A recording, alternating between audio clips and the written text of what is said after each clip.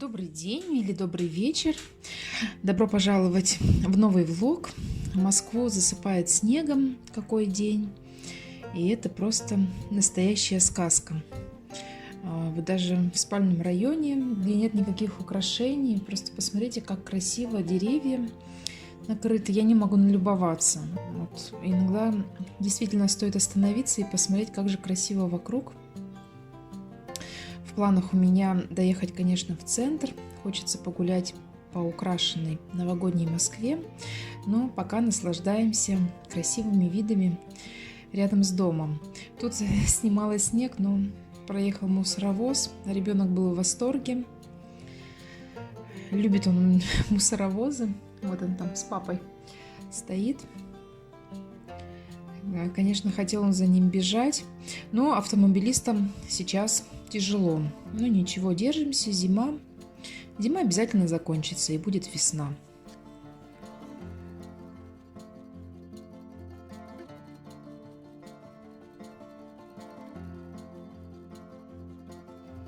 Нанесла маску на лицо, на волосы. Тоже маску нанесла.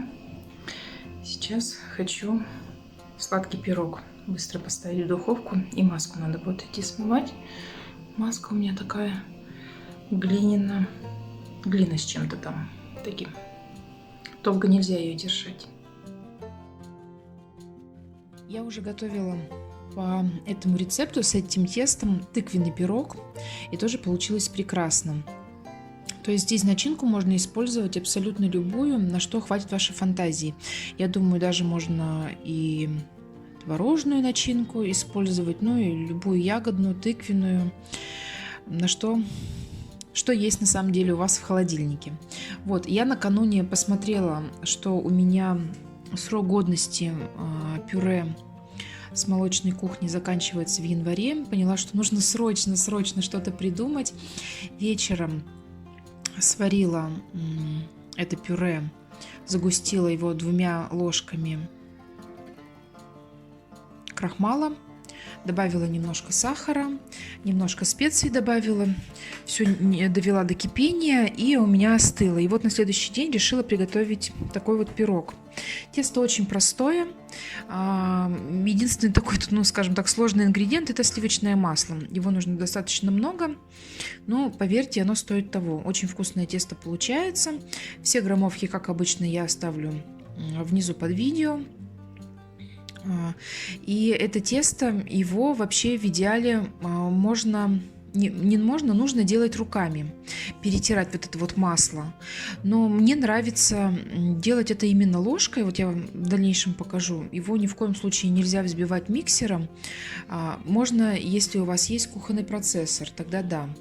Но, то есть, если вы будете долго тереть его руками, масло слишком потечет, и тесто будет слишком тугое. Тесто должно быть мягким.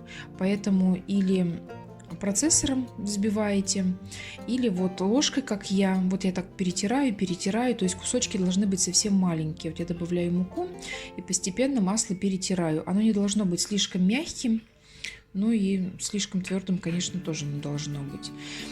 Я в рецептах видела, что в такое тесто масло натирают на терке, подтаявшее, замораживают, и потом вот, то есть оно должно такими мелкими кусочками быть. Но я считаю это лишним. У меня постояло масло примерно минут 15 при комнатной температуре, и вот все прекрасно у меня получилось. То есть оно должно превратиться в такую масляную крошку. И только потом мы уже доливаем воды. Честно скажу, в рецепте нужно было добавить в тесто еще лимонный сок. У меня лимонного сока не было, но я решила обойтись без него. И воды я добавила, получается, на 10 грамм меньше. Ну, я вам оставлю точные граммовки, как есть. Я не на 10 грамм, на 5 грамм меньше я добавила, и тесто было у меня, ну, достаточно таким пластичным. В принципе, больше жидкости оно не требовало. Сначала кажется, что воды мало, и вам захочется долить еще, но не торопитесь. Сначала хорошенько перемешайте, чтобы все соединилось между собой, потому что масло еще подтаивает и дает дополнительную влагу. Вот кажется, что жидкости мало, но вот ну, просто на глазах превращается в такой ком. И я его еще положила минут на 10 в холодильник, чтобы оно, ну, масло стало потверже. И вот видите, совершенно, но еще раз повторю, руками долго месить его нельзя ни в коем случае. Оно начнет сильно прилипать, вы начнете добавлять туда муку, и ну, получится плохо. Поэтому здесь важно строго следовать граммовкам, и все получится тогда. Вот мое остывшее пюре. Вот из таких баночек я использовала 8 баночек, они по 105 грамм. Ну, конечно, досконально баночку вымешать, достать нельзя. Но предположим, что здесь у меня 400 грамм вот такого фруктового пюре. Вы можете использовать обычное яблочное пюре, тоже будет хорошо. Из специй я использовала корицу молотую, кардамона немножко добавила, тоже молотого, мускатный орех и сухой имбирь. Все на вкус, пробуйте.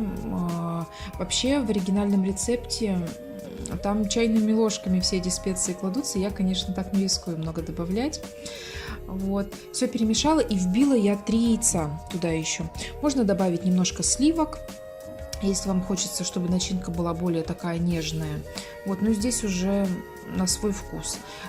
Свои пропорции начинки я тоже оставлю внизу под видео. Поняла, что теста у меня много, поэтому решила сразу разделить на 2 части. Тесто здесь нам нужно только как основа. Вот мне очень нравится, если честно, вот этот вот процесс распределения теста по форме. Может быть, кажется, что это долго, но вот у меня нет длинных ногтей, и мне вот так удобно. Тесто такое мягкое, такое маслянистое, так приятно его распределять. Вот, и в принципе можно начинку вылить прямо в него и поставить в духовку. Но я перестраховалась и подержала в духовке сначала вот тесто без начинки, но чуть не поставила таймер и немножко передержала. 10 минут будет, в принципе, достаточно. Если вот вы переживаете за то, что тесто не пропечется, поставьте таймер и подержите 10 минут. Больше не нужно, потому что оно у меня чуть пересушила я его. И тоже я пропустила здесь шаг. Торопилась, маска подсыхала на лице, я вот торопилась, потому что глину ее, если передержать, она начинает осыпаться. И я тут так уже быстрее. Надо было вилкой немножко наколоть дно, потому что вот в керамической форме все хорошо было, а вот в фольгированной форме она потоньше, и там у меня немножко вздулось чуть-чуть тесто. Ну, это, в принципе, не критично, но лучше просто вилочкой сделать несколько проколов, и тогда такого не произойдет. Ставим в духовку на 10 минуточек. Маску тут уже я смыла, не выдержала, потому что побоялась, что крошки от моей маски окажутся в тесте. Вот, время прошло. В принципе, вот так кажется, что все в порядке, но передержала, да. Вот, распределяю начинку на 2 формы и керамическую форму сразу отправляю дальше в духовку. И еще держала я ее где-то минут 25. Но здесь смотрите по своей духовке, как она у вас справляется. Температуру я ставила 180 градусов. В принципе, всю выпечку я ставлю именно на такую температуру. Так, вот такой красавчик только что из духовки достала. Ну вот, чуть потрескался, но мне кажется, это ничего страшного. Он такой получается зарумяненный. Так, вроде хорошо видно. Вот такой вот замечательный. И вот этот вот я дождалась, пока полностью остынет корж. И вылила начинку, и сейчас я его заморожу. Такие пироги очень хорошо переносят заморозку. А потом сразу из морозилки его можно поставить в духовку. 30 минут, и свежий пирог готов. Вот, но его сразу разрезать нельзя. Минут 10 он должен где-то остыть, чтобы вот эта вот начинка как стабилизировалась. И потом можно его Здесь кушать. вариант такого быстрого, простого обеда. Я пытаюсь все-таки держать питание. Да, не совсем у меня сейчас получается чисто держать питание. Конечно, нет-нет, да и конфетку съем, но я стараюсь. Здесь я взяла киноа и решила его разбавить капустой. У меня была замороженная белокочанная капуста нарезанная, и я для сочности решила добавить ее. Также у меня было куриное бедрышко отварное. Я его варила миши-бульон. И это мясо я потом косточки обдираю и замораживаю вот так вот в пакетике. Тоже решил тут его использовать. И потом уже в конце еще добавила морковку. Очень получилось вкусно. Здесь можно использовать, в принципе, любую крупу. И мне нравится при таком способе готовки, что вот крупа получается очень такой сочной. Очень вкусно, очень просто. И одна сковородка, и получается такое простое, вкусное очень блюдо. Мне очень нравится такой обед.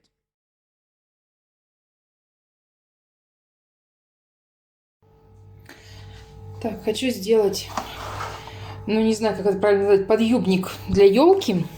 Увидела такой DIY на ютубе, на самом деле, идею. Что для этого понадобится? Картон. Вот у меня такая коробка из-под конфет амаретто. Вот я недавно показывала трюфели с амаретто. Победа, он достаточно плотный. Не знаю, сейчас посмотрим, хватит ли мне его по окружности. Я измерила расстояние до нижней ветки. У меня получилось, ну вот, длина этой линейки. Здесь примерно, так, 19, ну, 20 сантиметров. Ну, я думаю, что на 20 сантиметров мне не хватит. У меня всего лишь вот столько осталось вот этого шпагата джутового. Ну, посмотрим, на какую хватит высоту. Еще нам понадобится вот такая вот джутовая веревка. Ее я покупала в фикс-прайсе. Это я заказывала, мне кажется, или на Озоне, или на Wildberries. Ну, там, где дешевле называется. Вот, и клеевой пистолет понадобится. Так, нужно стержни клеевые принести. Ну, ножницы, соответственно, и линейка. Что мы делаем? Коробку разрезаем по любой линии и отмеряем нужную высоту. Я на самом деле высоту сразу практически убавила, потому что я понимала, что такая высокая юбка мне не нужна ни к чему. И я не стала делать ее полностью по всей окружности вот этого основания, потому что у меня основание очень такое широкое, и вот эта юбка получилась бы очень большой, громоздкой, а мне потом же еще где-то хранить нужно будет ее. И, в принципе, я не пожалела. У меня в итоге высота была где-то около 15 сантиметров я отбавила. Я ходила, примеряла, прикладывала прямо к елке. Вот, потом мы сгибаем. Ну, не обязательно сгибы делать равномерно. Тут у нас задача нашу как бы юбочку сделать именно юбочкой, чтобы это был не прямой цилиндр, а такой конус получился. И для этого нам нужно будет делать разрезы по этим сгибам. Длины одной коробки мне не хватило.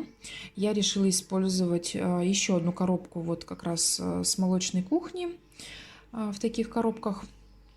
По-моему, эта коробка как раз вот от фруктового пюре. Вот, и решила эти две коробки соединить. У меня была еще одна коробка, но там картон был очень плотный, и я решила, что ну, чересчур он будет толстым. Не использовать, потому что плотность еще увеличится за счет веревки. Ну и, соответственно, и тяжесть. Вот, можно сразу разрезать. Ну, вот скажу, что было работать достаточно тяжело с такой вот длинной лентой. И хорошо, что я не стала делать на всю окружность, потому что, ну, совсем было бы неудобно обматывать вот такую длинную полосу. Соединить коробки я решила просто такой тонкой бумажкой. Потом у нас там будет несколько слоев веревки приклеено, поэтому прочность конструкции будет основательная. За это можно не переживать. Можно газету использовать, там, ну, любой листик, который есть у вас. Если у вас нет какой-то такой большой коробки, которая даст вам нужную длину для елки. Ну, забегая вперед, скажу, что я в восторге от этой своей поделки. Я ее не закончила, тоже сразу скажу. У меня закончились клеевые стержни. Я думала, что мне не хватит вот этой вот веревки, но у меня закончились клеевые стержни. У меня их было где-то 3 штуки, и мне их количества не хватило. Вот мы прорези делаем такой нахлест друг на друга, и за счет этого у нас получится конус. Прорези можно было сделать на самом деле подлиннее. Я сделала, наверное, коротковатые их, но все равно получилось просто замечательно. Я где-то наполовину сделала, надо было где-то на 2/3, наверное, сделать прорези. Тогда конструкция была бы более такая ровная. В принципе, схватывается достаточно быстро. Если где-то вдруг отклеилась, то я возвращалась, но таких у меня отклеившихся, наверное, было только вот 2, может быть, разреза. Видите, такая длинная получается конструкция. Повторюсь, у меня основание под мою елку такое очень, ну, широкое. Ну, тут надо смотреть и примерять, конечно же, конкретно к вашему основанию. Поэтому я вот несколько раз, потом, когда я соединила уже вот 2 вот эти картонки, я примерила и поняла, что мне хватит это где-то на 4/5, наверное, окружности, и решила не делать полную окружность, ну, потому что, повторюсь, очень длинная бы она получилась. Но если у вас основание не такое большое, и вы будете делать вот по моему примеру, и у вас все-таки хватит картона и сил, чтобы сделать на полную окружность, то вот этой веревочкой, которую я вот вначале показала, делаете потом проколы по краям и соединяете по периметру, как по примеру корсета. Можно затянуть, и тогда у вас юбка будет, ну, целиковая, закрывающая полную окружность. Здесь мне пришла в голову мысль закрыть края у картона, чтобы он не сыпался. Потому что, ну, картон я резала ножницами, он не совсем ровный, и я решила закрыть его рогожкой. Вы этот этап можете пропустить, но я решила, что так будет более аккуратно. И так как у меня было мало вот этой вот веревки, я ее, конечно же, дозакажу клеевые пистолеты, но сделаю это, возможно, уже даже в январе, потому что сейчас, ну, очень много всего, очень много расходов, и, возможно, в этом месяце я уже просто не успею, но я обязательно доделаю ее на следующий год, потому что это такая вещь, которая, ну, на года. На несколько лет она точно пригодится.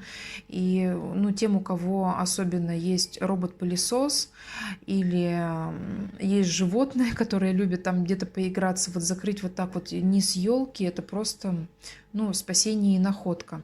Конечно, продаются красивые корзины сейчас, такие подъюбники, но они стоят достаточно дорого. А здесь получается, если вы будете, даже если вам придется купить клеевой пистолет, купить стержни, купить вот эту вот веревку, у вас все вместе это выйдет, ну, в пределах 1000 рублей. А если вы будете покупать корзину готовую, вот под елку, ну, они там, цена у них начинается, по-моему, от 4 или даже от 5000. Ну, здесь как бы дело и кошелек у всех разные, поэтому, ну, я вот для себя нашла такой вот вариант и осталась очень-очень им довольна. Все креплю на клеевой пистолет, ничего не подшиваю, вот там, ну, старалась расправлять как могу, вот поаккуратнее. Ну, повторюсь, потом я в перспективе закрою, и у меня только на кромке и с изнаночной стороны останется вот след этой ткани. По этой же причине коричневую часть я решила оставить внутри, чтобы снаружи вот закрыть, а внутри такое останется крафтовая изнанка, чтобы изнутри изделие выглядело тоже аккуратно и, ну, и красиво. Все-таки, повторюсь еще раз, я делаю это не на 1 год, на несколько лет. Вот вижу тоже блогеры делают, многие делают просто фальш-подарки. Ну, хранить такое количество коробок возможно только если вы живете в своем доме. У меня весь елочный декор хранится в квартире, но у меня нет места хранить такое количество фальш-коробок или каждый год их там переупаковывать. Вот, ну и плюс маленький ребенок, я думаю, что он не поймет, что это просто коробки, и будет пытаться каждый раз их распаковать. Вот, отступила здесь от конца. Повторюсь, веревки вот у меня не так много. Идея так, я совершенно случайно увидела эту идею и не хотела ждать уже середина декабря, мне хотелось сразу быстрее воплотить в жизнь, потому что, ну, действительно, у меня проблема вот с роботом-пылесосом, мне каждый раз приходилось все убирать из-под елки куда-то чтобы он не затянул в себя там и провода, и мишуру.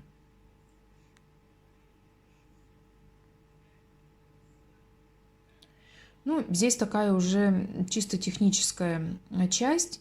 Надо последовательно приклеивать вот так вот веревочку за веревочкой. Чем толще вы возьмете веревочку вот эту вот, тем легче вам будет, ну, быстрее работать. Но вот у меня, если не ошибаюсь, диаметр 8 миллиметров. Я оставлю вам ссылки, где я покупала. И, честно говоря, не помню, на Озоне или на Wildberries. Надо будет посмотреть среди своих покупок. Ну, я смотрела просто, где дешевле вот было на тот момент, там и купила. Вот сначала я веревочки пыталась так вот сразу закреплять, но потом поняла, что так как я их расправляю, у меня край смещается. И я решила потом не закреплять вот так вот, не загибать этот угол, а сначала приклеить все веревочки и потом уже распушить концы и загнуть их, ну, как бы на изнаночную сторону. Но, повторюсь, клея у меня не хватило. Это пока мне еще сделать предстоит.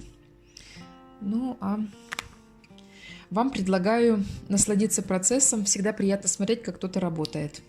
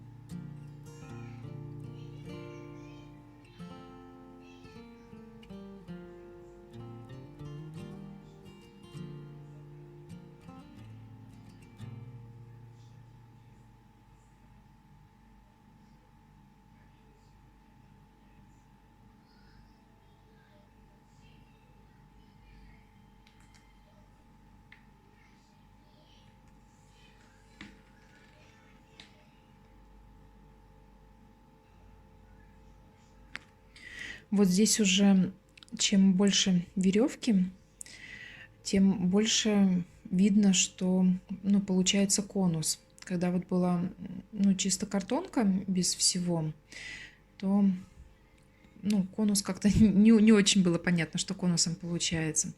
В принципе, для экономии вы можете просто мешковину наклеить на картон, и тоже будет хорошо. И, ну, у пылесоса уже, ну, будет изоляция вот от проводов, и уже будет хорошо. То есть это совсем такая бюджетная. Картон просто обтянуть мешковиной, ну, приклеить вот так вот его. Ну, конечно, с веревкой вот так вот смотрится очень красиво и декоративно. Вот здесь где-то 2 сантиметра я отступила от верхнего края. Сюда я эту веревку, конечно же, приклею в дальнейшем. И вот с каждым слоем изделие получается таким, ну, как бы прочным, основательным и тяжелым, соответственно. Потому что вот эта вот веревка, она, ну, не такая легкая.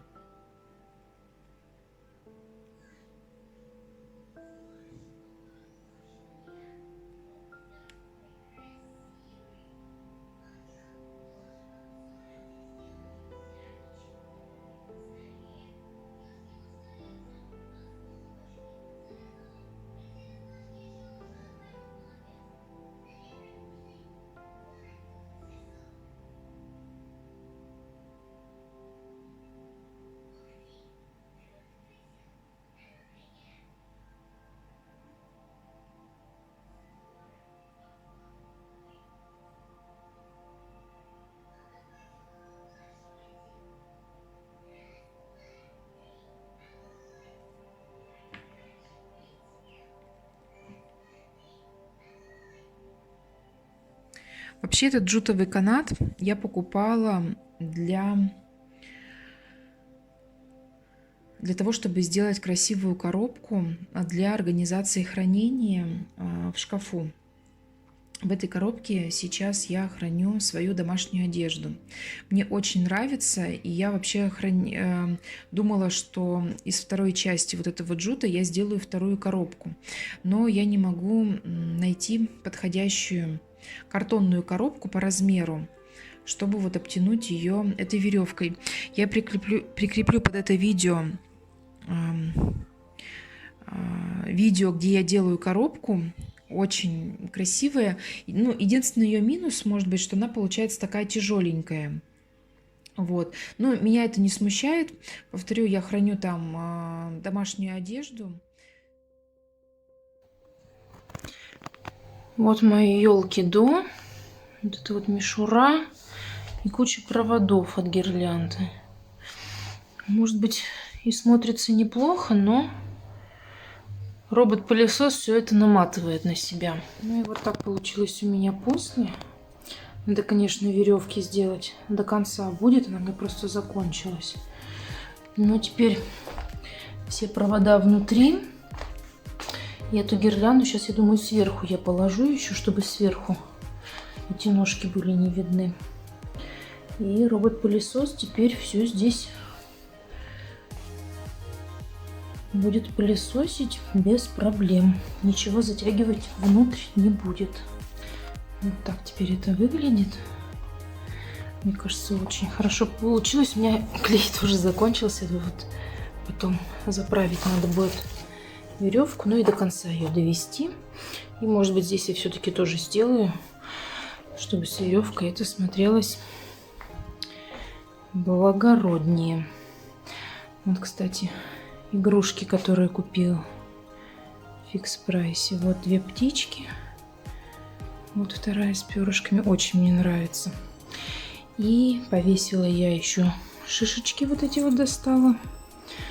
Такие золотистые. И деревянные игрушки. В том году их покупала. Так, сейчас где-то они у меня были тут сбоку. Вот. Очень красивые их. По-моему, 7 штук. Это дуб. Натуральное дерево. Такие они выпиленные. На красных ниточках они висят. Так, сейчас если найду еще. Где они у меня тут висят? Такая деревянная елочка. Так, вот еще вот эта деревянная игрушка. Мне очень нравится. Такое натуральное дерево. Они просто маслом покрыты, они не глянцевые. Такие вот солнышки.